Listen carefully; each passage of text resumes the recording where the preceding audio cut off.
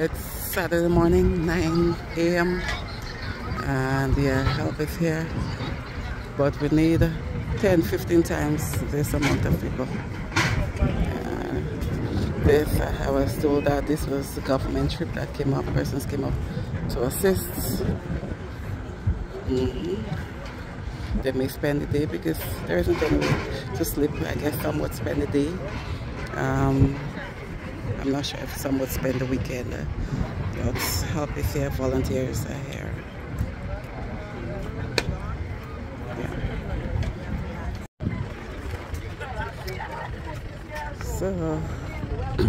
So Redhead and Redhead is here. Minister of Tourism, Adrian Thomas, they're all here to assist. They'll be here for the day. They'll be returning tomorrow. Please God.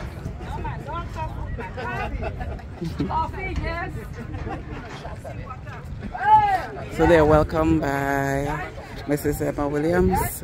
They've been briefed by her.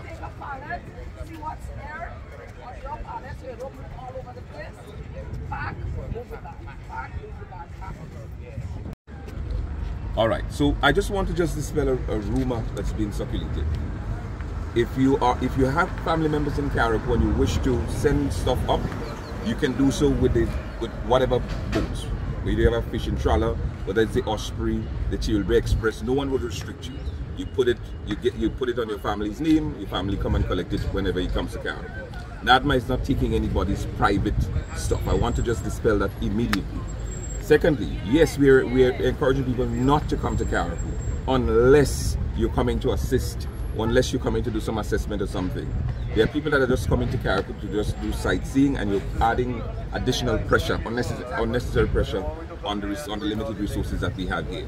So if you're coming to assist, if you're coming to give relief and so on, if you're coming to volunteer, then yes, please come. I wanted to dispel also that there are people, NDCites in NADMA, that are giving the stuff to NDCites and NNP people are not getting anything. That is absolute rubbish. This is not the time for this. This is not the time for the politics. Let's leave the politics aside. This has nothing to do with any P or any political party or any.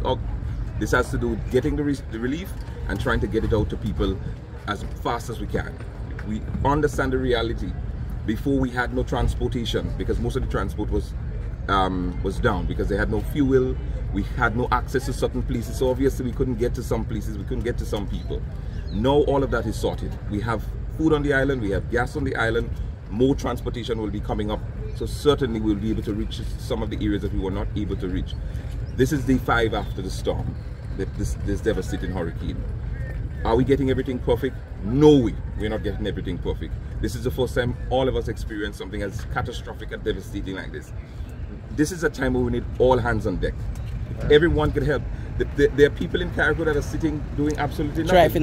Driving around doing nothing. All hands are needed at this time so that we can help bring relief to people in the inner areas and so on. Yesterday someone died in a community, and it's still affecting me, a senior citizen, because the support and the assistance didn't get to him on time. I want to encourage people, make sure that everyone is accounted for in your community, especially the seniors who cannot help themselves. We have given instruction to the police. They are now out in various villages, starting with Mount Pleasant, to do search and rescue efforts. There are some inner areas that are still inaccessible. If you have chainsaws, go up to the NADMA building or go to the station, get fuel, get to the inner areas that are still blocked and help us clear it. It cannot be left alone up to NADMA. It has to be an all-inclusive approach because we're all in this together. I heard some people talking, listen, I'm homeless, my mother is homeless, most of my family members are homeless. Your sister is by us. And they have to stand and wait for the truck the same way like everybody else. See, my son is with his family, and they have to stand in the street and wait for supply the same way. So there's no preferential treatment here. Even me have to wait for supplies. So please, we're all in this together. Thank you. Forget the green, the yellow, the politics. This is not time for politics. All hands are needed on deck. Thank you, Minister. Well said. Hi, good morning. I'm Emma Williams, NAGMA representative, reporting from the port in Harveyville. We have now gotten our volunteers from Grenada, and they're here securing care packages. These packages are going to be distributed from 12 o'clock today to every village that we could get to. Every village in Carriacou, that's the plan. So as long as it's here and we have it, it will go out. What if there is distribution at the port in Abbeville?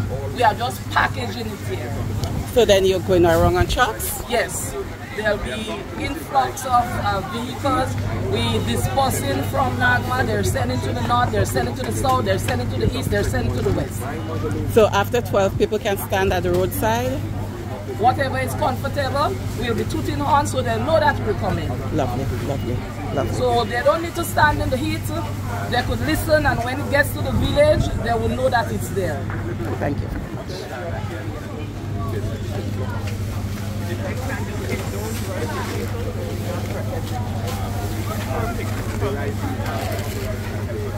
Yes, the big packages, we bring it over here. But if you...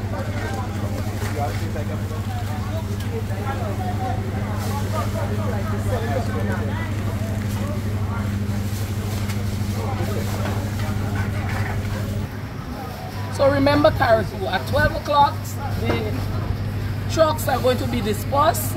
We don't know what time it gets there. Don't rush. There is enough for everyone. If you don't get today, just have a little patience. You'll get another day. One single inch in Carriacou and it has touched every piece of land. I mean, the vegetation, there used to be a vegetation in Carriacou based on what I see. Seeing the videos, coming to Carriacou is a different game. What I'm seeing here is happening. And I really empathize with the people of Carriacou and Petite Martinique. I'm happy that the tool is very low, and I'm here for the next 2 days to see how I can help. And a lot of people, a lot of Ghanaians are here. The government has responded positively. The parliamentary representative is very happy this morning. He was a bit depressed for the last couple of days, and obviously as a human being, he will be depressed. And I'm happy to see him this morning out with his team, and they are doing a fantastic job. We are hoping that for the next 2 days, we will be able to reach everybody in Carriacou and Petite Martinique to ensure that they have basic food items in the possession, and at the least they can cook for the next couple of days. With this thing, we must have it going for at least 2-3 weeks, whereby people can get themselves up and running again. But it's a terrible scenario. Every Grenadians, people in the region, the international community have to come to the aid of the people of Carriacou. Yes, go ahead. Yeah, I'm Wallace Collins, the branch manager for Carriacou and Petite. Just to provide some updates for you. As we speak, the crew is out in the field, start planting poles. We are trying to energize the Beryl clinic. So between Monday, tomorrow and Tuesday, the clinic should have power from the plant. I'm trying to also add some additional power down to the Chris Fleury area, where he has a container to get ice and all of that can generate, produce ice. So we're trying to get that done, and that can also get power as far as to the police station. Okay. After that, we're trying to get power to Nawasa so we can have a reliable supply of power to pump water, so at least the surrounding areas and those who are in the water can get at least supply from Nawasa as well. After that, we're trying to get the nut feeder is not as badly affected, so we're going to plant straighten some poles and bring the feeder as far as we can and do some connections up in the area. By Friday, we should have a contingent from Trinidad coming in, or a 16-man contingent from Trinidad coming in to assist with the restoration and to expand the process so we can get as much visibility as possible. We also want to install as much street light as possible because we don't have really much houses to connect, but we can at least have some lighting so at least people can be comfortable moving around. Someone may ask, why not the hospital? Well, we know the hospital is badly affected. We would not connect the hospital because there's no roof. There are some people that don't know, so please tell them. That's the reason why we wouldn't attempt to create more problem on what already exists. So because the health center is pretty much not affected, we want to make sure they have more reliable supply of power rather than utilizing on the generator. How badly is your building affected, and how soon do you think, in your estimation, we might be able to get there? We have some substantial damage, but we started work already. as I said, by tomorrow, for the latest, we should have, or at least we should have our first generator online, and that will be able to get generation as close to the Hillsborough Health Center. What about Petite Martinique? Petite Martinique is bad. We lost portion of the roof, and so what we are doing now, we are just going to run some LV lines straight from the generator. We have a standby generator at PM. We're going to get to PM today, and so they can run some lines, some secondary lines, use the secondary line that's existing at the moment to run some street lights, at least to get some people, some semblance of light and some assurance that all is not lost at Petite Martinique. But they are impacted heavily, and so we're trying our best to see how we can get some lights. We have freezer for the staff so they could get some ice and give the communities as well. So we are working steadfast to support both So you said that some of your men are out planting poles as we speak. Yeah, we have over 15 men on site currently working, and I said between today and Tuesday for the latest, the clinic will be poured from Beryl, from the grid. And the Petite Martinique generator is located over this area? Yes, we're trying to get that generator to Petite Martinique this afternoon. By this afternoon? Yeah. Thank you. Thank you, Mr. Collins. Much appreciated. You're welcome, man. But we are asking persons to do so in a responsible way. This is what we are doing. So as I stated before, you will meet checkpoints, you will meet police officers at several areas, and they will question you with regards to their offense. But so far, I must give good regards and congratulations to the citizens of Carriacou and Petite. They have heeded the call from the police officers in terms of being civil. We do not have any major security issues here at this point, and police officers from time to time are also involved in humanitarian efforts to assist individuals on the ground.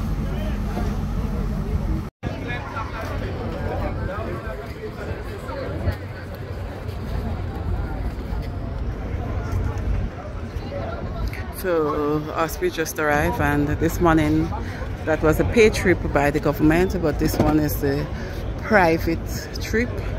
And yeah, people are coming with stuff for their loved ones. They're able to walk out freely with their supplies without NADMA having to take it. So what you've been hearing, it's not true. Yeah, it's not true that NADMA are taking their supplies. So a lot of people are here, and they came up with supplies for family members as well.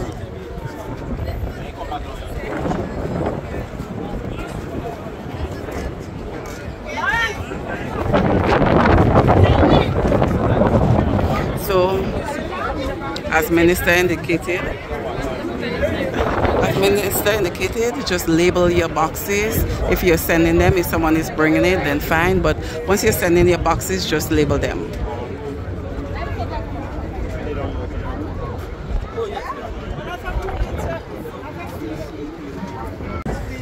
Alright, so currently the truck has been loaded for Petite Martinique. So Petite Martinique, the boat will be leaving shortly. Your stuff has been loaded. Yeah.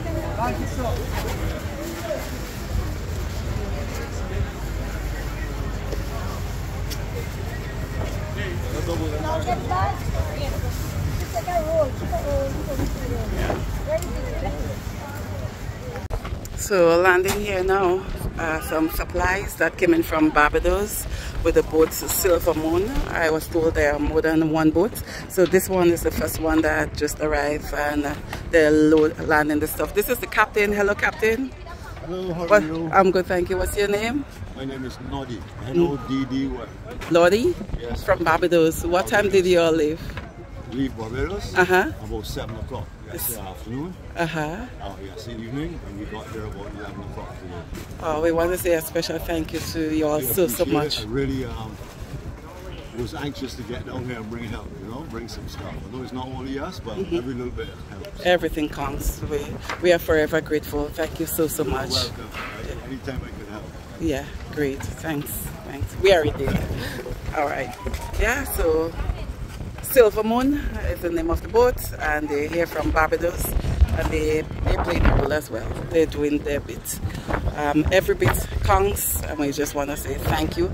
I want to say a special thank you to my CEO Petra Roach as well, who was very instrumental, and everyone else were instrumental in getting these supplies from Barbados. I was told there will be more boats on the way coming. Thank you very, very much to everyone that's chipping in to assist in our need time. Cadets are here from Grenada. We're together with the Leo Club of St. Andrews, and everyone doing their bits. Thank you to all of them.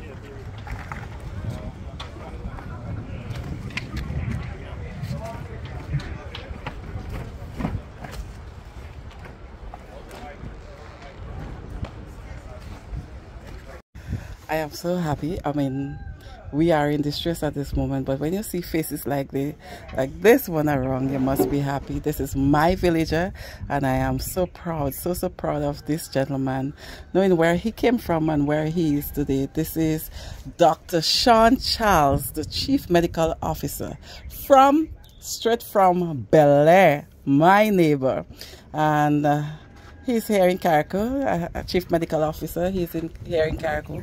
So he'll speak to us as to when he came and what he observed while here and his conclusion and everything. Hi, Doc. Well, hello, everyone. I must say, firstly, it's kind of bittersweet to be back here and to see, you know, all of this destruction. This is my home. This is where I grew up, where I played, you know, cricket, where I walked past to go to school. These are all my neighbors, and everyone is experiencing tremendous loss right now, and that's why I say it's bittersweet. It's good to be back home, but it's heartbreaking to see the condition in which you know, everything is. You know, most people have severe damage to their homes, and yeah, so it's bittersweet. But my area of responsibility is leading the health response to this disaster, and of course, Ministry of Health has been involved in managing the health response, even from this. You know, from the outset of all of this. We prepared before, and we sprung into action immediately after. This is actually my second visit to Carriacou. My first visit was with the first team to come in on the ground. That was with the team that included NADMAN, security, and everyone. So this time I'm back to continue to survey all of the issues and to continue to lend support everywhere I can, to the health side and to my friends and family as well. And by the way, my mom lives right here. My mom lives just up the hill there. All right, I'm here to visit her as well. She, like everyone else, lost her roof, and we are all working through the challenges. But I think we'll get there together. I think so. We know so. He mentioned his mom. For people that do not know who is his mom, Miss Beverly Charles, known as Cousin Baby Lynn, just up the hill. That is his mom, all the way from Bel Air. And going around, basically, health-wise, what's your observation? How things? Well, I must say my first observation is that the extent of, you know, the level of the destruction that has occurred here. I think from my observation, many persons are still processing it. Many persons are still in shock. All right, because I mean, many have lost everything they've worked for, and they still walk around with a smile, but you know, they are still processing this level of loss, this level of destruction, and that is something to pay attention to, because in the acute phase we have shock, then afterwards people can become depressed, people can deal with, you know, situations in every which way. So, yeah, so people can deal with situations you know, in every which way. And I think in the coming days, a lot of support will be needed from everyone. A lot of support will be needed. Will be needed from families, will be needed from friends, will be needed from neighbors, will be needed from well-wishers. But in the coming days, a lot of support, both material, spiritual, psychological, a lot would be required, because this is just a lot to take in all at once. Noting it's the first time we have experienced something like this. Yes, definitely. And I mean, this is like a once-in-a-generation event for, you know, many persons. I know even during Ivan, Carriacou was not significantly affected, but this time, from my understanding, it's worse. It's worse than what was experienced during Ivan. But like I said, I believe with, you know, working together and everyone supporting each other, because everyone is experiencing almost the same thing. Everyone, you know, supporting each other. You know, I believe we will make it. At least by Christmas, you know, we should have reasons to smile, because we should see a significant turnaround in things. We'll make it with each other. Doc, would you be able to confirm how many deaths we had so far? I know that I think it's about 2 during the hurricane and then after, because I know, as you indicated, a lot of people, they cannot take what is happening. So we are still trying to work on that.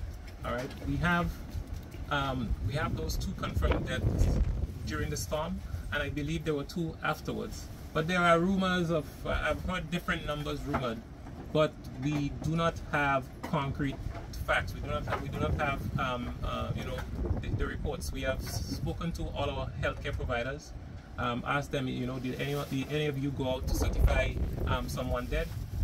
And no, that was not the case. So unless it's the case where people have been buried, and you know, every death in Grenada, someone cannot be buried unless they're certified. All right. So, you know, unless, you know, persons are have passed away and they have been buried without being duly certified, which is something that should not happen. Unless that occurred, then no. But from what I can confirm the 2 persons that died during the storm. I received reports that there were 2 afterwards, but we are still verifying 2 persons maybe on a yacht or something of that sort. But that is the situation. And of course, in Grenada there was 1 death recorded. Okay. I know, I'm not sure if this is your field, but environmental health. Because of the hurricane, we noticed a lot of bottles, pan, everything around the area filled with water, and following that there can be an outbreak of disease. A lot of mosquitoes are breeding there. What do you have to say regarding that? Well, I'm happy that you mentioned that, because that is a concern for us at the Ministry of Health. And in fact, we have a team of vector control officers who arrived in Grenada today. All right, the vehicle was transported to Grenada yesterday. So the team is here, and they'll be going through all of the villages doing fogging. But the fogging is to destroy the adult mosquitoes. But we still rely on persons to, you know, empty any containers that might have stored water where there's mosquito larvae. You know, even within all of this, we're still asking persons to be vigilant, you know, of your surroundings. We know that there's a lot of debris around. We want persons to empty those containers that have water. Start cleaning up your surroundings, so that we can avoid, you know, a bigger problem like having an outbreak of dengue and so on top of all of this that we're having. So our team is here in Grenada. They will be going out throughout the islands, throughout all of the communities. They will be broadcasting messages, and they will be conducting fogging. All right, all of the materials and so on was shipped to the island already, and the team is here. All right, and they will start that process soon. Definitely. I am so happy to hear that, because kind of like I had that in mind, what's going to happen. And the thing about it, the news or the information is not reaching to people because we have limited connections. So I'm happy that a team will be coming to Carriacou. We have a lot of followers in the diaspora, and many of them, they are concerned. They have been messaging, trying to call us, contact us, what's going on with their families. So I'm happy you spoke about the death total and about the process in burying someone as well, because we have been saying if something went wrong with a loved one, they would have been contacted by now. So to rest the mind, I mean, we know that many are affected, many families were displaced, but I want you to reassure persons that the families are alive. So right now, communication is still a challenge in Carriacou. We do have one of the network providers up, but the other still isn't. So communication is still a challenge. Electricity is a challenge. This storm occurred on Monday. Today is Saturday. That's a few days. So many persons, their devices have no charge. All right. So it does not mean that sometimes it simply means that the individual does not have a means of contacting you at this time. As it relates to deaths, as I mentioned before, we have only confirmation of the 2, and then we've received reports of 2 subsequently. All right. So I would say, keep the hope alive. I am certain. I mean, Carriacou, despite all of this destruction, all right, it is a blessing that there weren't many more serious injuries or deaths. All right, we are talking about a strong Category 4 hurricane that hit the island. All right, we are blessed. We are thankful that the extent of the human loss is not greater. All right, and what I would encourage persons in the diaspora, just keep hopes up. Communicate with persons who each one ask one, all right, and eventually I know that the information will get to you and it will get to your family, all right, and that is my message, and I would encourage everyone to, this is the time when your family, your friends, your neighbors need your support, all right, because the situation on the ground here is quite challenging. It's quite challenging, and we're going to need the support of everyone to get back on our feet. Strong words. I was going to ask final words, but I think we can wrap up with your last statement. Yeah. Thank you again to my villager and Chief Medical Officer, Dr. Sean Charles. You're welcome. Okay, the excavators are coming, the vehicles are coming in from Grenada. The barge has just arrived. Excavators, Mack trucks.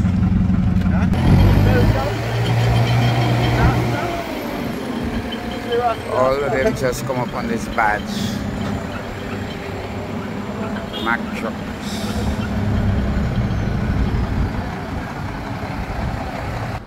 And also this boat is in from the French authorities. As far as I understand, it's just pulled in with supplies and relief stuff for Carriacou. All the way from Grenada. Okay, so this boat brought supplies. I was just corrected. It is French, but they brought supplies from Trinidad. More trucks from the barge.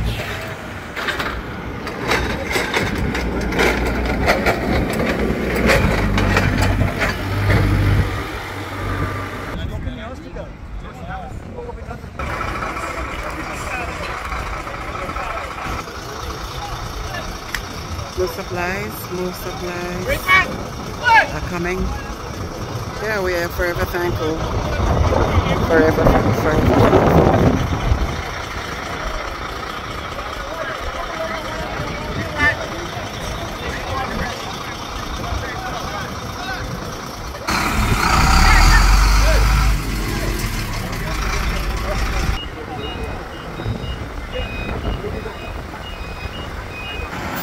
Right, so they are all sent up by the government of Grenada to assist in the cleaning up process.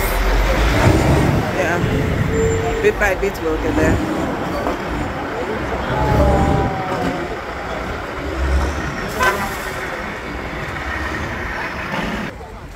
I cannot confirm, but I was told that's one of the Silver Sands connection. They're loaded in Trinidad, so all those stuff coming from Trinidad to assist in the process. Help is here, and more help will be coming. There are a lot of water tanks, as you know, too, because of the lightness of the water tanks. Most of them were busted due to the hurricane. Yeah, so we need water for use. So we got water tanks to store water. In the meantime, we are forever thankful.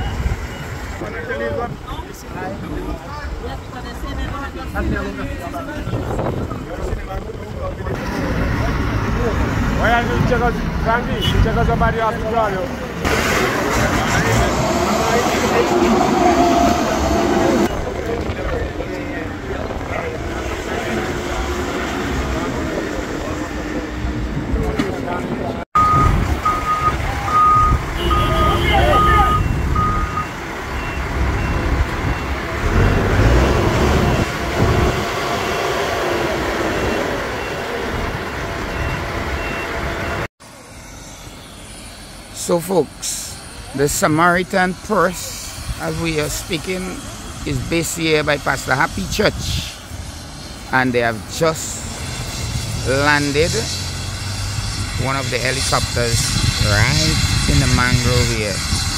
The last time I see a helicopter landed here was in the revolution, the invasion, 1983. So reliefs are coming in, folks. I hope it takes off pretty soon.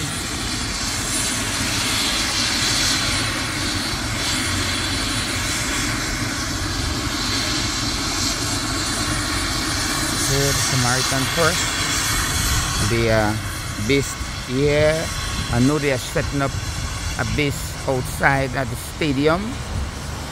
And they set up the desalination plant in Hillsborough. Wonderful, wonderful relief organization. Samaritan Purse International Relief. And the pilots are boarding again to take off.